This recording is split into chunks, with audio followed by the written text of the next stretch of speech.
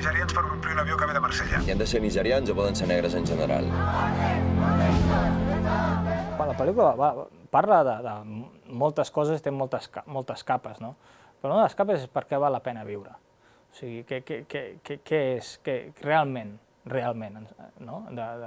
Que si és simplement, vinga, anem aquí, estem un ratet en aquest món i tal, o si realment ens impliquem en alguna cosa que val la pena fins a les últimes conseqüències. ¿Y cuál es el crimen de esta gente? No se metan en una batalla que no es la suya. ¡Ningún ser humano es ilegal! Fernando es puro, no tiene triquiñuelas, ¿sabes? Él es puro, él es... lo que tú ves es lo que es él.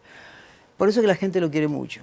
Y él aparte se dedica su vida a hacer el bien a los demás, porque se siente bien haciendo eso. Alguien debe enfrentarse a esta gente, joderlos, meterles el dedo en el ojo. Usted ha estado encerrado en un CIE esperando su deportación. Sí, senyor. Pero esto nunca ocurrió. ¿Podría explicar a la corte por qué? Perquè vaig fer algunes coses. ¿Qué tipo de cosas? El protagonista fa un viatge, ell no és el mateix quan comença la pel·lícula que al final. I entenem també en tot el que li passa a la seva esposa, no?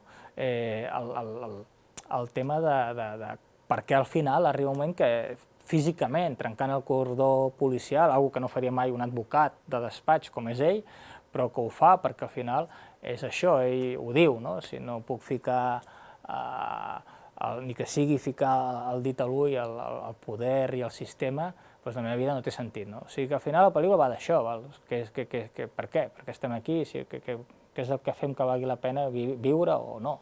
Soy una persona liberal, por eso intenté que se sintiera cómoda. ¿Y ahora qué quiere? Que le den una medalla por haber tratado a un inmigrante como un ser humano. M'has de tornar el passaport. És que jo no el tinc. El vam enviar a Nigèria per fer entrar una altra noia. ¡Subid, subid!